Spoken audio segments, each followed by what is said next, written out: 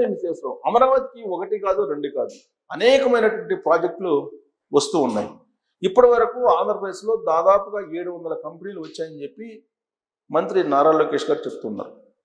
అన్ని గ్రౌండ్ అవుతున్నాయి వరుసగా. ఈ 2 ఏళ్లలో దాదాపుగా 700 కంపెనీలు వచ్చి గ్రౌండ్ అవుతున్నాయి. ఉద్యోగ అవకాశాలు కల్పిస్తున్నారు.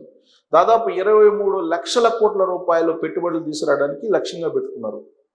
ఆ క్రమంలో 20 లక్షల ఉద్యోగాలని రాబోయే రోజుల్లో క్రియేట్ చేయాలనేది ఒక లక్ష్యం. దానికి సంబంధించి ఈజ్ ఆఫ్ డూయింగ్ బిజినెస్ కాస్త స్పీడ్ ఆఫ్ డూయింగ్ బిజినెస్ కింద మార్చేశారు. అది అద్భుతమైనటువంటి ఫలితాలను ఇస్తుంది. భారతదేశంలో ఆంధ్రప్రదేశ్ నెంబర్ 1గా పెట్టుబడులను ఆకర్షిస్తుందని చెప్పి కేంద్ర ఆర్థిక మంత్రి నిర్మలా సీతారామన్ గారు పార్లమెంటు వేదికగా అనౌన్స్ చేశారు. అమరావతి రాబోయేటువంటి రోజుల్లో క్వాంటమ్ వ్యాలీగా అవతరించబోతుంది. అమెరికాకి ఏ విధంగా సిలికాన్ వ్యాలీ ఉందో ప్రపంచవ్యాప్తంగా సిలికాన్ వ్యాలీ అంటే అమెరికాలో ఉండేటువంటిదే గుర్తొస్తుంది. అలాగే భారతదేశానికి భారత్ వ్యాలీ, అమెరికాకి సిలికాన్ వ్యాలీ ఎలా ఉందో భారతదేశానికి Bharat valley, Amaravati quantum valley కాబోతుందని చెప్పి నారా లోకేష్ గారు చెప్పినటువంటి మాట. దానికి కారణం ఏంటంటే ఏఐ యూనివర్సిటీలు వస్తున్నాయి. అలాగే బిట్స్ పిలానీ లాంటివి వస్తున్నాయి. ఇప్పటికే అనేక యూనివర్సిటీలు వచ్చాయి. అనేక యూనివర్సిటీలు విట్ లాంటివి వచ్చాయి.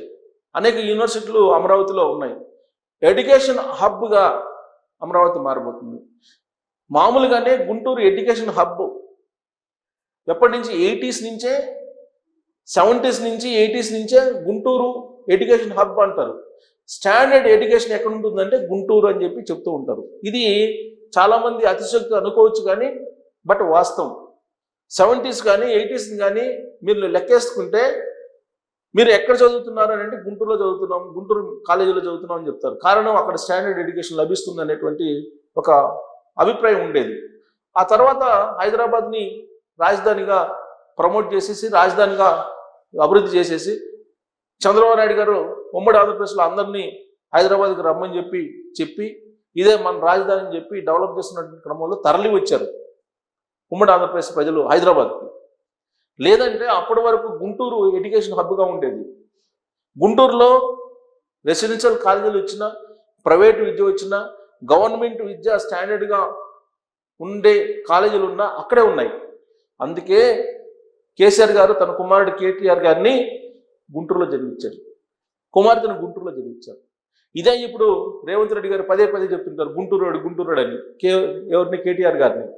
కానీ గుంటూరు ఎడ్యుకేషన్కి ప్రత్యేకమైన గుర్తింపు ఉంది, ప్రత్యేకమైన స్టాండర్డ్స్ ఉన్నాయి.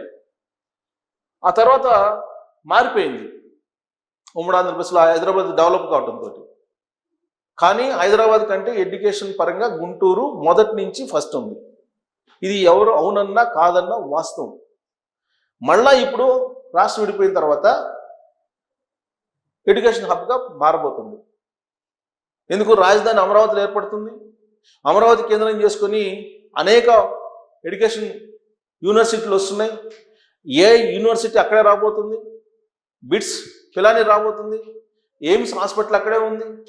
ఇవన్నీ కూడా ఎడ్యుకేషన్ హబ్గా ఆ ప్రాంతానికి ఉండేటువంటి ప్రాధాన్యత ఏదైతే ఉందో అది మరోసారి మళ్ళీ వెలుగులోకి రాబోతుంది. దానికి ముఖ్యమంత్రి చంద్రబాబు నాయుడు గారు, మంత్రి నారా లోకేష్ గారు డిజైన్ చేస్తూ ఉన్నారు. ఇప్పటికే అమరావతి శరవేగంగా నిర్మాణం జరుగుతుంది. అక్కడ ప్రీ ప్లాన్డ్గా ఒక సిటీని ఏర్పాటు చేయాలని చెప్పి, గ్రీన్ ఫీల్డ్ సిటీని ఏర్పాటు చేయాలని చెప్పి ప్రయత్నం చేస్తున్నారు. దాంట్లో భాగంగా అనేక యూనివర్సిటీలు వస్తున్నాయి. క్వాంటమ్ వ్యాలీ రాబోతుంది. అక్కడ ఆల్రెడీ ఫిబ్రవరిలో క్వాంటమ్ వ్యాలీని ప్రారంభించబోతున్నారు. డ్రోన్ హబ్, డ్రోన్స్ సంబంధించి, అలాగే స్టార్టప్స్, ఇన్నోవేషన్ హబ్స్, రతన్ టాటాకు సంబంధించిన ఇన్నోవేషన్ హబ్స్ అక్కడి నుంచే రాబోతుంది. ఇవన్నీ కూడా అమరావతి లేదంటే సిటీ కేంద్రంగా చేసుకొని, రాజధాని కేంద్రంగా చేసుకుని వస్తున్నటువంటి ప్రాజెక్ట్స్. అందుకే గతంలో ఎలా ఉన్నా కానీ ఇప్పుడు రాబోయేటువంటి 2029 కల్లా కూడా ఆంధ్రప్రదేశ్ అనేది ఐటీకి హబ్గా, ఇన్నోవేషన్ హబ్గా, ఏఐ హబ్గా మారబోతుంది. కారణం ఏంటంటే యూనివర్సిటీ రాబోతుంది, ఏ యూనివర్సిటీ. అది కూడా ఎవరు పెడుతున్నారు? ఎన్విడియా, పేరు మోసినటువంటి ఐటీ దిగ్గజం ఎన్విడియా. ఆ ఎన్విడియా ఏ యూనివర్సిటీని పెట్టబోతుంది, ఏ యూనివర్సిటీ నిర్వహణని చేపట్టబోతుంది. ఇప్పుడు బిట్స్ పిలాని రాబోతుంది.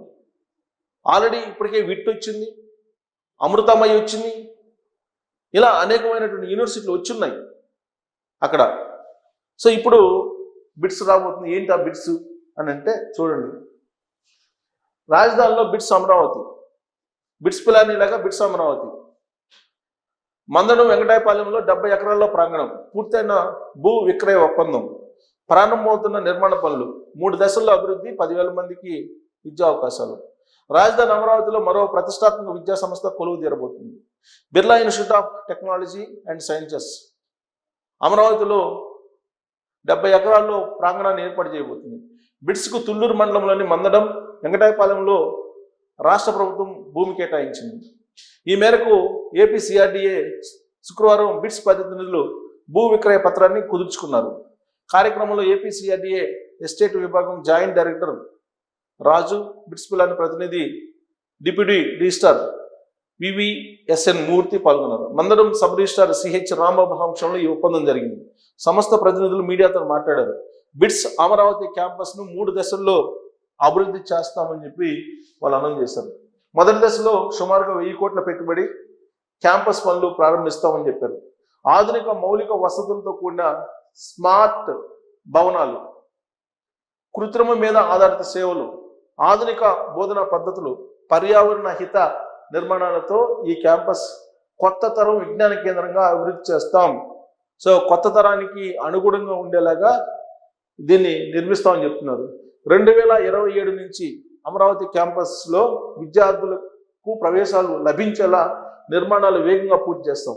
దశల వారీగా 10,000 మంది విద్యార్థులు అమరావతి బిట్స్లో విద్యను అభ్యసించేలా ప్రణాళికాయుతంగా కార్యక్రమాలు నిర్వహిస్తామని చెప్పి ఈ క్యాంపస్ ద్వారా వందలాది మంది ఉపాధి అవకాశాలు పొందుతారని కూడా వాళ్ళు ఎక్స్పెక్ట్ చేస్తున్నారు. సో బిట్స్ పిలాని అంటే పేరు మోసినటువంటి ఇన్స్టిట్యూట్స్. సో బిట్స్ పిలాని ఇప్పుడు బిట్స్ అమరావతి రాబోతుంది. 3 దశల్లో 2027 కల్లా అడ్మిషన్స్ రాబోతున్నాయి. అంటే ఒక 2 ఇయర్స్లో ఇది ఈ అకాడమిక్ కాక నెక్స్ట్ అకాడమిక్ ఇయర్కి అడ్మిషన్స్ కూడా ప్రారంభం కాబోతున్నాయి. అంటే శరవేగంగా ఈ పనులని ప్రారంభం కాబోతున్నాయి. అడ్మిషన్స్ కూడా ప్రారంభం అవుతాయి. అంటే రాబోయేటువంటి రోజుల్లో ఒక యూనివర్సిటీ వచ్చిందంటే ఆ యూనివర్సిటీ మీద ఆధారపడేటువంటి వాళ్ళు పరోక్షంగా, అలాగే ఆ యూనివర్సిటీని బేస్ చేసుకుని ఉపాధి పొందేటువంటి వాళ్ళు అనేక మంది ఉంటారు. అందుకే ఏదైనా ఒక కంపెనీ వచ్చినప్పుడు డైరెక్ట్ ఎంప్లాయ్మెంట్, ఇండైరెక్ట్ ఎంప్లాయ్మెంట్ ఉంటుంది. డైరెక్ట్ ఎంప్లాయ్మెంట్ కంటే కూడా ఇండైరెక్ట్ ఎంప్లాయ్మెంట్ ఎక్కువగా ఉంటుంది. అది క్యాల్కులేట్ కాదు. ఇప్పుడు బిట్స్ అమరావతి వస్తుందంటే ఖచ్చితంగా డైరెక్ట్ ఉద్యోగాలు అనేకం వస్తాయి. ఎకోసిస్టమ్ మారిపోతుంది. ఏ విధంగా అయితే గూగుల్ ఏఐ వైజాగ్లో వస్తుందో ఆ వచ్చిన కారణంగా ఎకోసిస్టమ్ ఎలా మారుతుందో ఇక్కడ బిట్స్ అమరావతి ఏర్పడిన తర్వాత అక్కడ ఉండేటువంటి ఎకోసిస్టమ్ మారిపోయి టోటల్గా ఒక ఎడ్యుకేషన్ హబ్గా మనం చూడబోతున్నాం రాబోయేటువంటి రోజుల్లో. అలాగే నేటి తరం జెన్ జెడ్కి ఏ విధమైనటువంటి అవసరాలు, ఏ విధమైన మౌలిక వసతులు కావాలో ఆ తరహాలో అక్కడ ఎడ్యుకేషన్ హబ్ క్రియేట్ కాబోతుంది అమరావతిలో అనేది మనం చెప్పచ్చు. సో ఈ ఒప్పందం మీద మీ కామెంట్ అనేది తెలియజేయచ్చు. Thank you.